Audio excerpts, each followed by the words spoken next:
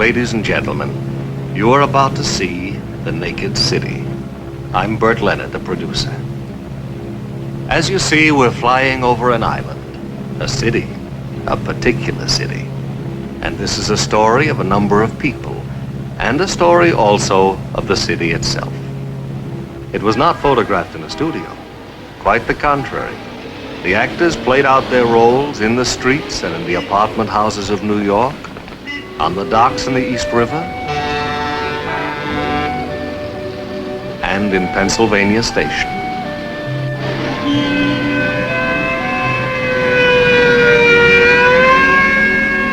In the Naked City, death is the necessary outcome of life. Everyone owes an unavoidable debt to nature and must expect to pay the reckoning sooner or later. But to become the instrument of another man's death, to hasten another's payment, is to any sober-thinking person an act of shocking responsibility. It can haunt your conscience forever, torment a man beyond all reason, even when the cause is just, even when there is no choice. He's on that scow, the last one. He was desperate enough. Caught him breaking into a truckload of furs on the pier. Chased him out here.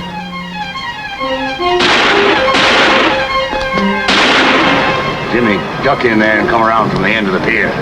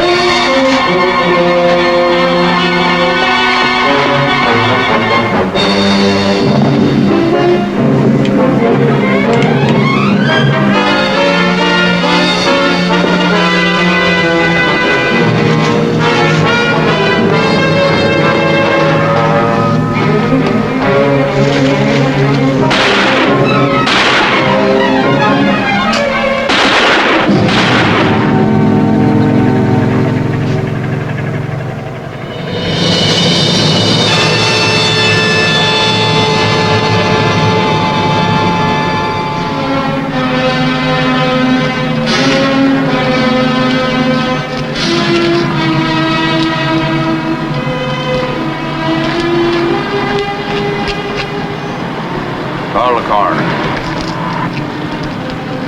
How about that, Dan? Face to face. You'll be all right, Jimmy boy. You'll be all right. You are, sir.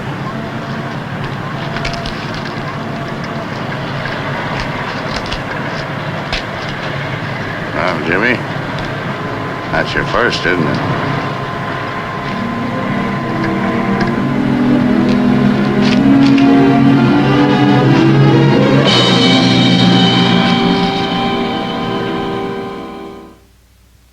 It is the conclusion of this jury that Peter Cretius was shot to death during the commission of a felony and while attempting to kill an arresting officer. The verdict is justifiable homicide.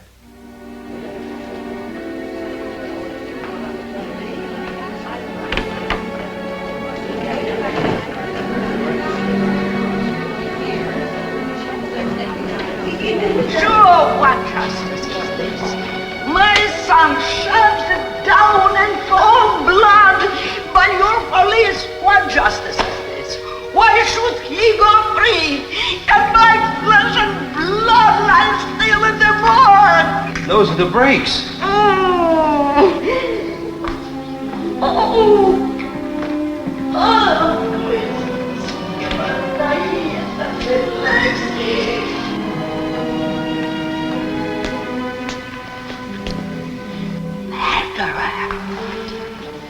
Das ist etwas Akademis. Es gibt es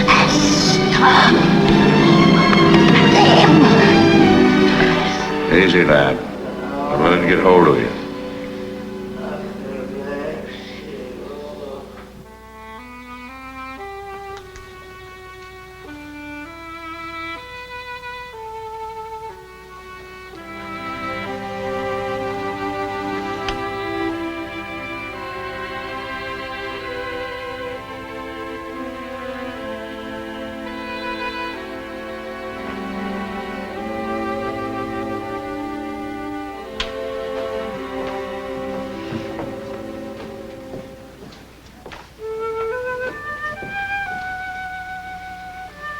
I don't think it would have been so bad if we hadn't been that close to each other, not more than a few feet away. It's no good when that's the last thing you see in a man's eyes. The life going out of him. And you're the one who took it.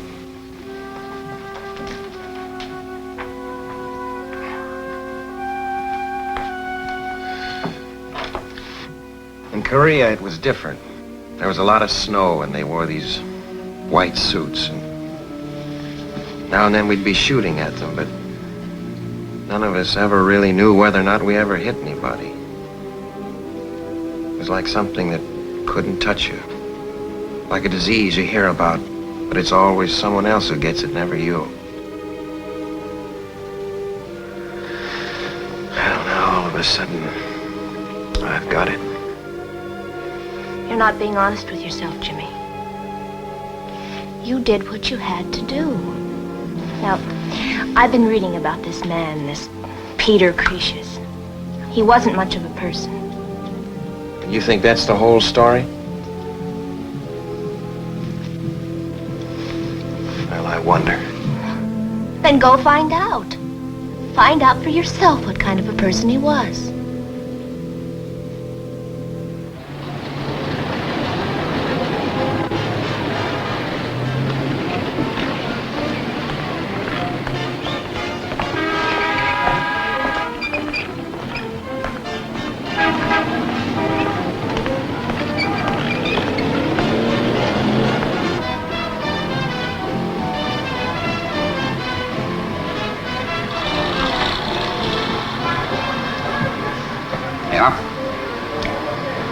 I don't want anything to drink. I want to talk. So talk. Maybe I want you to say a few words, too. Cop. Can't buy much for a buck, Sonny, not even around here. It's about Peter Creashes. Well, I'm talking about him. I understand he used to hang out around here. Can you tell me what sort of a guy he was? He used to sit there. Always the same stool. Anyone else sat on it, he'd fight them if they didn't get off. He liked to fight? Yeah, he was a tiger. Well, what else about him? Nothing much. Only he was just an okay guy, that's all. I seen him loan more money to more characters around here than all the missions in the Bowery. And never ask for it back. Guys around here miss him. Let me ask you. You're a cop. Why'd they have to knock him off anyways?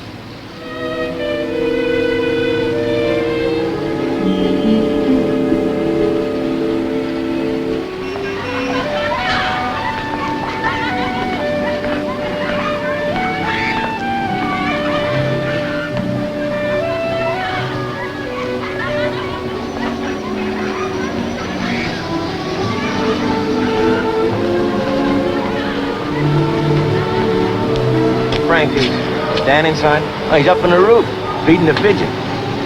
How about some lunch? No, no thanks.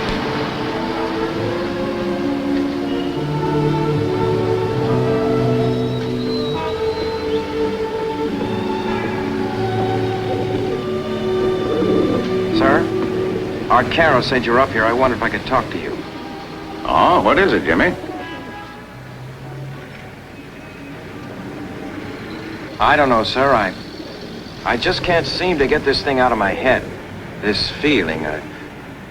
All of a sudden, everything's different. Me, my job, even Janet. When it was happening, I didn't think I was doing anything I didn't have to do. I mean, I just did it. Because I'd been trained to do it. Now that it's over, I keep thinking, maybe I could have done something else. Maybe I didn't have to kill him. Suppose while you were debating what else to do, he killed you.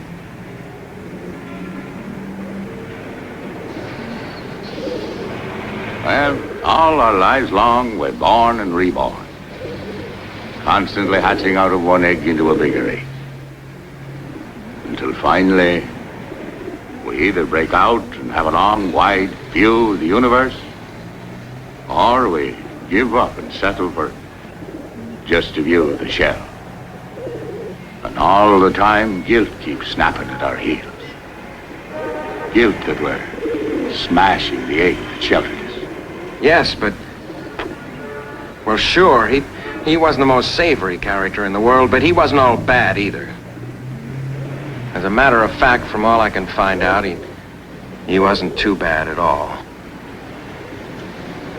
Sir, do you remember the first time you ever... Yes.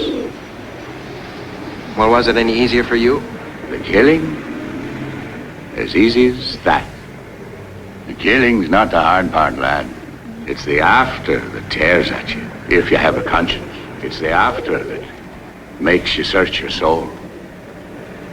What did you find when you searched? A way to live with myself. Well, how? I came to think of conscience as a monument to mark the memory of a mistake. Every man must live within a cemetery of his own digging, Jimmy. Only he knows what lies buried there. When we do wrong toward one particular person, certainly all of us isn't in that single act. Wouldn't it be an atrocious injustice to judge us by any one single act alone? As if all we are, all we were, all we ever hoped to be were summed up in one particular deed. Well, if that's true for us, then the same thing is true for Peter Croesus. I think I'm going to go over and see his wife and mother. What good's that, either for them or for you? I don't know, it's just something to try. Well, it's a mistake. But I'll not stop you. I've got to tell him how it was, sir. We all want to know about the things that hurt us, so go ahead, lad, go ahead. Knock your head against it.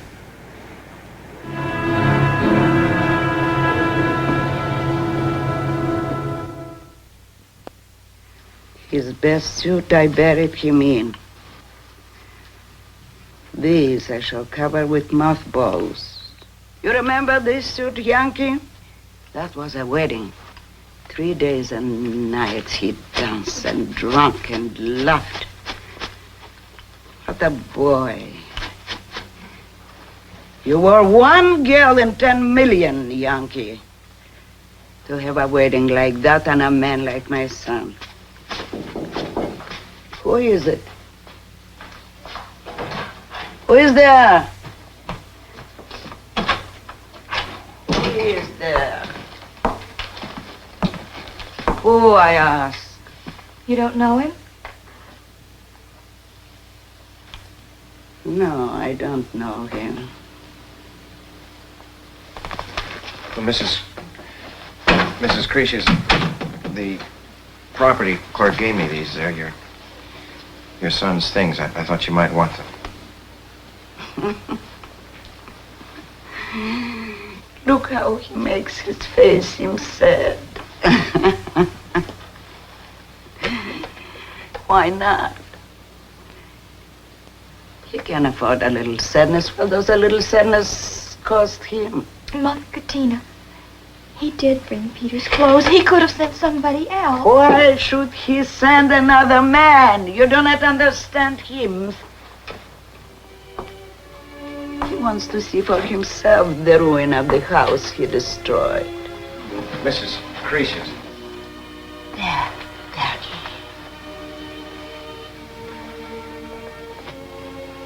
And here I am. And yet, I don't tear out his eyes. Mrs. Croesus, it wasn't easy coming here to ring that bell. I stood outside the door 5 minutes, my hand on the bell, but I couldn't ring it. I came here because I wanted to say something to you. What can you say? What can you say? Mrs. Croesus, I never killed anybody before. I'm sorry. Believe me, I've never in my life been sorry about anything. You still have it, don't you? Hmm? It's there, isn't it? The gun. The gun that killed him. Well, Mrs. Croesus, both of you were at the inquest. You heard how it was. Huh? I heard how it was. You are him. Better you than my son. Of course you still have the gun. You police wear them to bed, don't you? When you embrace your wives, you wear them. When you kneel in church, you wear them. All the sorrow from a gun, a gun. No, I don't want your pity. I don't want your tears. They come from your eyes. Mine come from the soles of my feet. From the roots of my hair they come. Bitter, bitter like blood.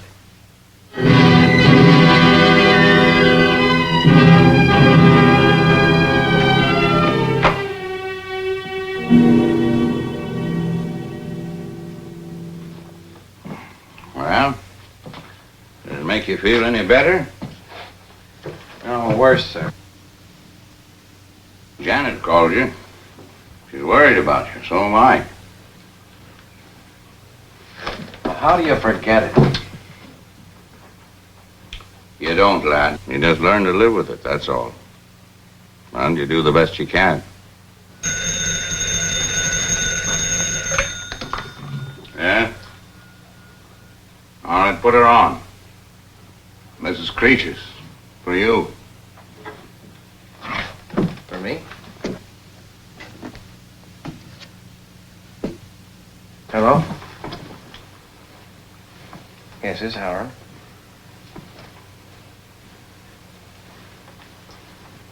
Well, yes. Sure, all right. Right away. Goodbye. That was the girl. His wife. She wants to see me. Now, easy, lad, easy. I wouldn't go back to that house. Women can be dangerous at a time like this. Well, she asked me to meet her at Penn Station, sir, gate 11. I don't like it.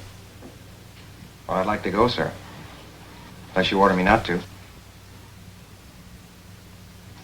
Call me after. And be careful.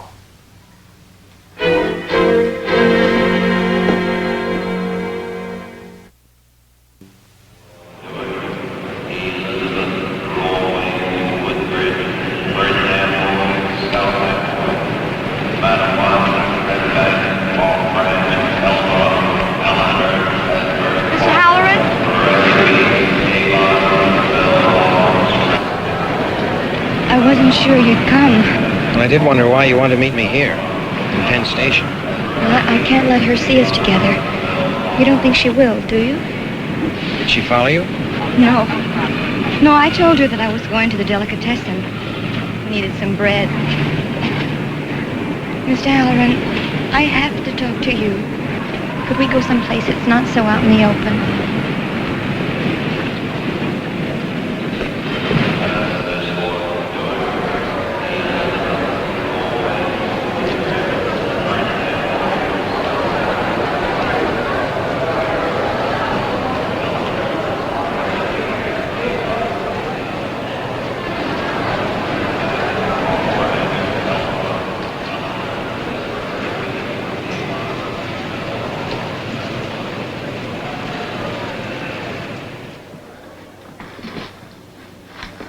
Here, now, how's this?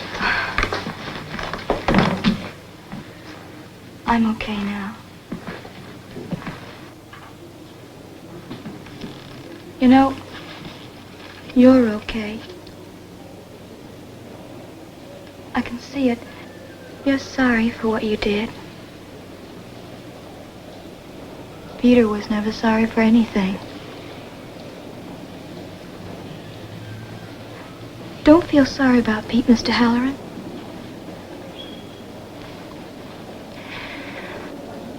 He wasn't worth it. Wasn't worth it? Believe me, I know. Mrs. Creasius, is this what you want to talk to me about? No. No. I need your help, Mr. Halloran.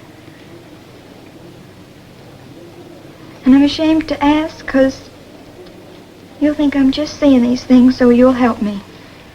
Look, Mrs. Creasius, it was my idea helping you. How much do you need? I need $23 more. 23. Here's 25. You don't earn much. This'll set you back. Take it, please. I want you to have it. I'm gonna send it back to you. As soon as I get a job, I'll send it back to you.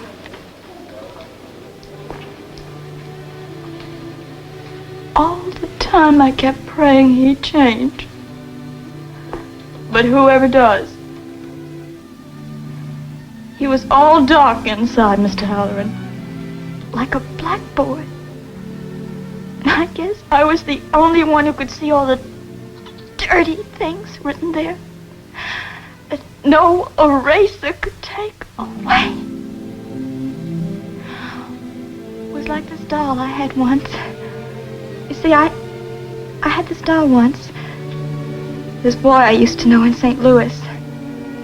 Nice boy. Never even tried to kiss me, this boy. He gave me this doll when I was just a kid. And I kept it. I don't know why. I guess I kind of loved it. And it was right after we got married. It was on our wedding night. And Pete tore the doll all to pieces. And his eyes were cold all the time he did it. And he laughed all the time. I remember afterwards, I kept wondering if maybe I was like the doll. But I did everything he told me to do. Do you think I'll ever be okay again? I mean, do you think maybe somebody could love me without just wanting to kiss me, you know? Like that boy in St. Louis. Look, Mrs. Creasius, you go back to St. Louis, but you don't start over again. You start fresh from right now. I don't suppose any of us can really change what's happened. All we can do is learn from it. And we can if we try to understand what's really happened and why. It's like... It's like breaking out of a shell and getting a broader view of things. You understand? Come on, I'll put you on the train. Will you, Mr. Halloran? No, you just let him try and stop me.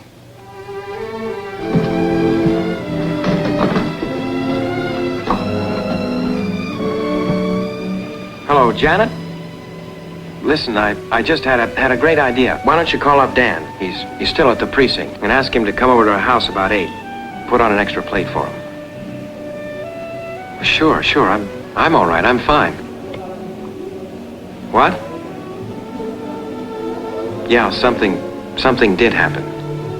Something that gives these last few days a little meaning after all. No, I'll tell you all about it when I get home. Okay, hon? Yeah, bye.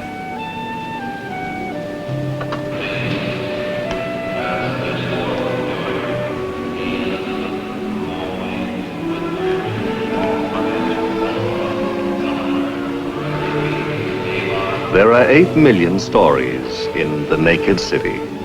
This has been one of them.